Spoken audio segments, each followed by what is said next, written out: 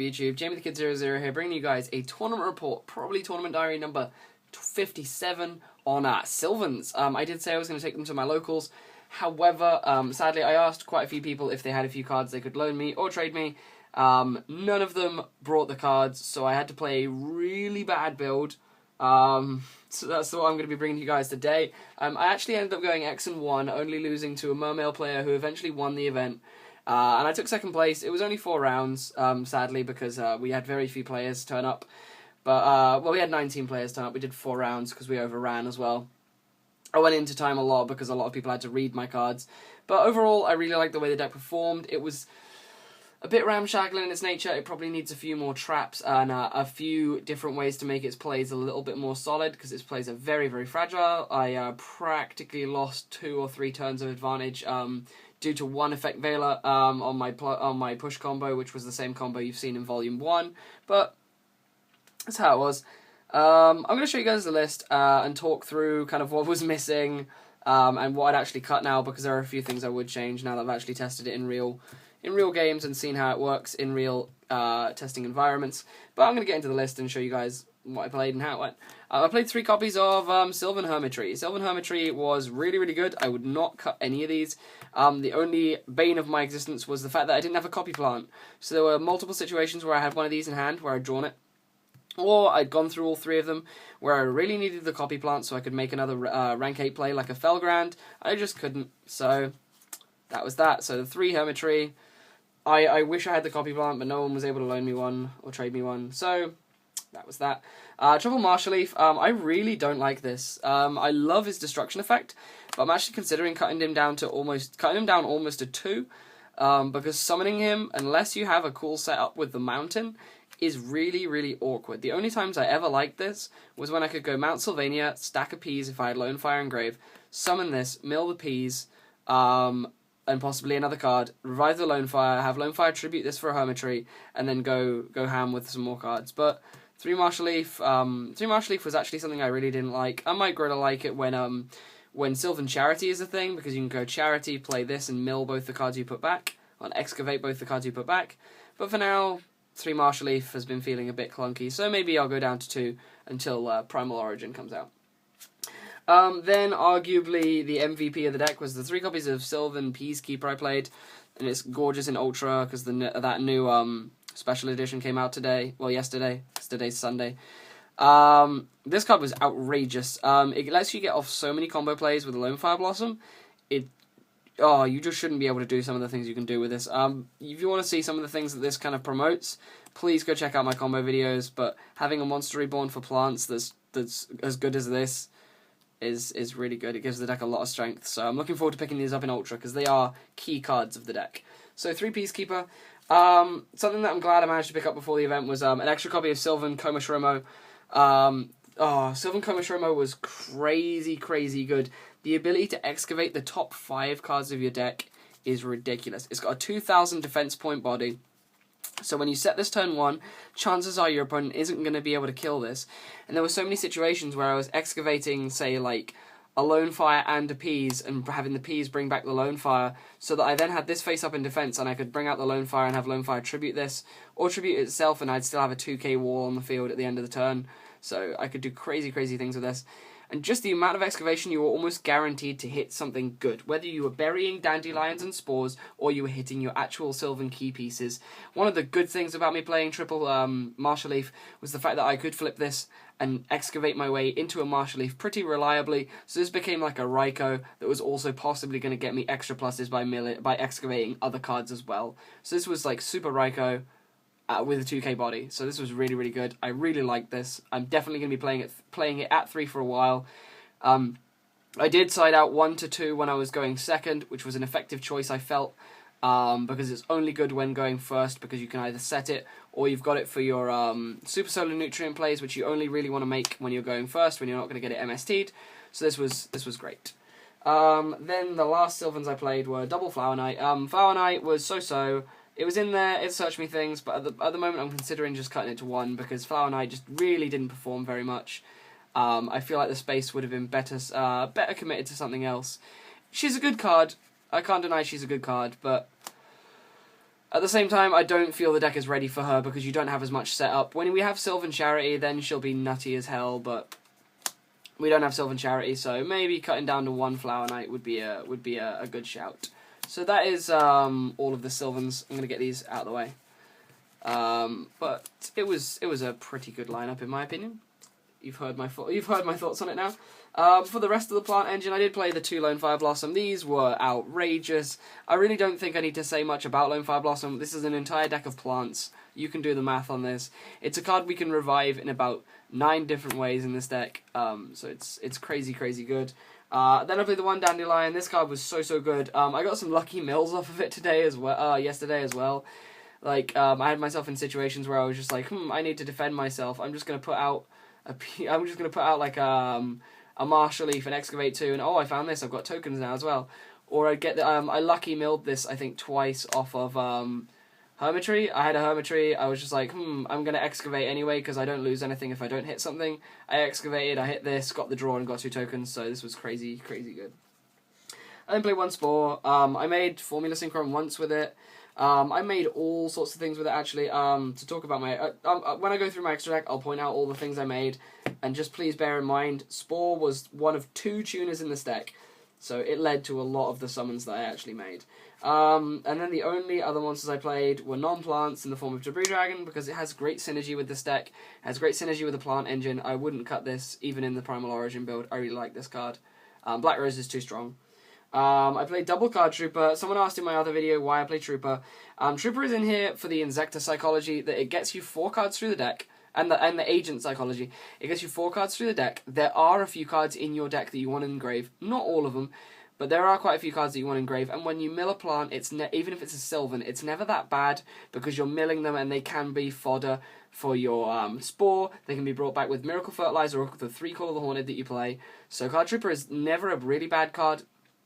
But it was mainly in here to get the Crane engine going and get the Mermail engine going. And seeing as I'm actually going to be cutting that engine soon, these will be on the way out. And then I played double Crane. I made Mermail twice. It really wasn't worth playing 4 cards in the deck devoted to a Mermail play, which really didn't generate me that much other advantage. I found myself in situations where I did make Mermail. I could have made another play. I often had Miracle Fertilizer where I wanted to normal summon this, and it conflicted with the Miracle Fertilizer. So I feel like I should cut the Troopers and the Cranes. Possibly, I would cut them for maybe 1 or 2 Spell Strikers, because I feel like Spell Striker would work really well, because it doesn't use up your normal summon, so you can special summon it and get around Miracle Fertilizer. But this is all Therio in my head at the moment. But I can see myself cutting the Mermail and the Crane engine, because I feel like I want some more space in my extra deck, and it wasn't pulling its weight. So that is the complete monster lineup. I believe it's 23 monsters. For the spells, I have two 1-offs and then the rest are 3-offs because you want consistency. Played 1 Foolish Burial. Foolish Burial was really strong when I saw it. There was one game in which I excavated this off the top of the deck 3 times and had to keep putting it on the bottom. It was crazy. So often this happened. 1 Terraforming was the only other 1-off I played because there are so many combo plays in which you need your field spell Mount Sylvania, so the Terraforming was there for that. I played triple Super Solar Nutrient. I would now cut 1 because it clogged so bad. It's really good early game, and it's really good when you've got your Dandelion tokens, but 3 was just so cloggy, so 1 of these is definitely coming out. So I now have 5 free slots in the deck in order to put in better cards, so that's the thing. Triple Miracle Fertilizer. This was the best card of the day in the spell lineup, maybe in tandem with Sylvania, but it was just so strong. The ability to basically turn your Hermitries into elemental dragons, in the fact that you can every turn revive a Hermitry and then exceed it into something. This card was incredibly strong, and I absolutely loved it. So, triple Fertilizer. I then played triple Sylvania, because Sylvania was really good for your combo plays, so I don't think I need to explain anything else about the Sylvania. Check out the combo videos if you want to see why this card is good. And that was my entire spell lineup. It was very simple, but very effective. So that was the spells. Then for the traps, I played triple Call of the Haunted, because Call is Call. It's just really strong. It's like a weak Miracle Fertilizer in this build, so I really wanted to play that. 1 Sylvan Blessing. Sylvan Blessing was so. It saw MST a lot, and a lot of the time, sorry, Facebook is still on. A lot of the time, it was just really bad. So I'm gonna cut this. So that's 6 free slots now that I've made up. So I'm definitely going to be able to change this deck quite a lot. So the Blessing is coming out, and then I played 1 Torrential and 1 Warning as the final 2 traps, because I felt they were the most damaging, and Warning was incredibly damaging throughout the day. For the extra deck, I'll go through this, I guess, fairly quickly. I don't know. I played 1 Formula. I made this twice, and it was pretty good. So I really liked Formula. 1 Armades. I made this once against Junk Dopple in round 1. Never made it again. Orange Dragon. I never actually made this because it was only really makeable with Komashrumo and Debris Dragon, and I never had a situation in which I needed to make this. I almost always made Black Rose with Debris Dragon. Speaking of Black Rose, I played the 1 Black Rose. I should have played Ancient Fairy Dragon as well. I might cut Orient for Ancient Fairy, because I did play against a deck that played a Field Spell. I seem to remember. Yeah, I did play against a deck which played a Field Spell, in which case Ancient Fairy Dragon would have been very strong, but Black Rose Dragon was pretty good. I then played 1 Stardust and 1 Scrap. I made both of these once each. Scrap Dragon in a Mermail matchup, and Stardust Dragon in I believe the Junk Dopple matchup. I can't remember. Yeah, in the Junk Dopple matchup. So these were good. I then played 1 Leo. I made this about 3 or 4 times. Dandy tokens. Dandy tokens are your friend with this. If you have a Hermitry engrave and a Spore engrave, and you've got Dandy tokens, you can make this with a Spore and a Dandy token. It's ridiculous the way you do that. You just banish the Hermitry, bring that to the Spore. The Spore is now level 9, and you can make the Leo. And even if they have a way to negate the effect of your Spore, so that its level reduces back down to 1, because I'm fairly sure that when the Spore is under skill drain, its effect goes down to 1. Its level goes down to 1. Shut up, computer. You can still make Formula Synchron in those situations, so it's never that dead. So Leo was really good. I played 1 Star Eater. Star Eater was in here because I was going to borrow a Fallen Angel of Roses and to put in a Blaster in the deck, but no one was able to give me the Fallen Angel, and I felt that the Blaster was bad because I didn't have a Fallen Angel. So I didn't have any other 7 that I was going to be playing. So the Star Eater never actually got made, but it was meant to be made, and that's the reason it's in there, basically. For the rest of the extra deck, I played 1 Mech-Up Engineer, which I made once, and it was pretty good. I had this and Felgrand out, so it was a pretty dynamic field. 1 Melier, I made this twice. I can't remember how many times I said earlier. I think I made this twice. And it was okay. It was okay. It's not a bad card, but it was kind of win more. I really didn't need it that often. The plays it gave me access to, it really didn't win with. It was kind of just accompanying things that I already had and solidifying my board. So those 2 were okay, but I wouldn't play this again. I probably wouldn't play either of them again. I'm just going to cut the 3s. 1 Maestroke. Oh, lost it. 1 Maestroke for my 4s because it's in there. I can make 4s, and I felt like it was my best generic 4. Double Felgrand because Felgrand is really strong. So I really wanted to play my Felgrands. I wanted to play a 3rd, but at the same time there wasn't really much room. There was only 1 situation in which I considered needing a 3rd, but in that situation I kind of thought, hang on, I'll just go into Alsay instead and deal with the problem rather than just making this and trying to protect myself. So double Felgrand, 1 number 15 Gimmick Puppet Giant Grinder. This card was really nice against a Mermail player. Turn 1 I opened up my level 8 play. He went first. He went Bahamut Shark Trite, and I went double Hermitry play this, and I was able to kill both of his monsters and put him down by 42, I believe it was. So this was really nice just to be able to go bang, and it really changed the game state in my favour. I did lose that game eventually, but I started off incredibly strong by making the Giant Grinder in that situation. I then played, for my last card in the extra deck, 1 Alsay, the Sylvan High Protector. I made this once. It was okay. It wasn't bad at all. It gets around a few cards that say this card can't be destroyed, which is good, because these 2 can't really get around that. I mean, Felgrand can to an extent, but Alsay can really get around that. And if it excavates a Sylvan, it's even better. With this card, you almost always... You play this in defense or in attack if you're going for game, but almost always in defense. And then you'll always be activating its effect and declaring Miracle Fertilizer, because Miracle Fertilizer is the card you want to find off of this. It's always the card you want to find off of this. So yeah, you never want to excavate. You never want to send to graveyard a copy of Miracle Fertilizer. So that was the complete extra deck. For the sideboard was actually my Mermail sideboard because I didn't have enough time to build one. So I had my Mermail deck on me, and I went, well, I'll just take the side deck out of there. So I played Triple Maxi. These were good. These were great in the Junk Dopple matchup and the Mermail matchup, so they were there. The one Crow, I played this against the Junk Dopple player and it won me a game because he went to go for a Plague Spreader for his push play. He went -1 to put the card on top of the deck, and then I crowed the Plague Spreader in response to the activation. So Crow was good. Double Twister, dealing with macro, basically.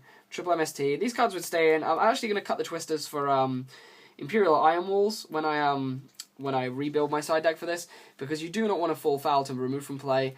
And Imperial Iron Wall is just going to help you out a lot with this, because you have nothing that really banishes except for Spore. So you just kind of, you side out the E-Dragon and the Spore is there. So 3 MST was really good. You needed to side these. I don't like having them in the main, because when you go into the game 1, you want to have your combo plays. And you want to combo hard. So 3 MST. Double Malevolent. I would cut these. These were just part of the Mermail deck.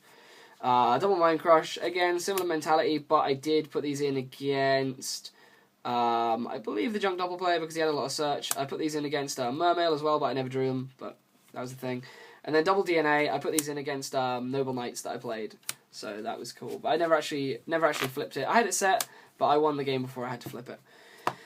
But yeah, guys, this has been a Sylvan deck profile. I've really enjoyed playing this deck. I'm definitely going to try and develop it a bit more. I'm thinking of taking it to my locals next week, but I also want to play Mobius Frogs, Mega Mobius Frogs, so we'll see where we go with that. But I'm definitely enjoying playing this deck. It's definitely very strong, and I'm really looking forward to the stuff in Primal Origins. For my matchups, just to quickly brush through them, round 1, I played against Junk Dopple plants. It was Junk Dopple. Kind of Quasar type deck. It doesn't make Quasar because Quasar's not legal here, but it makes all those big synchro plays. I 2-1 that matchup. I lost one matchup really hard, and he had Gores all 3 games, which was really painful for me.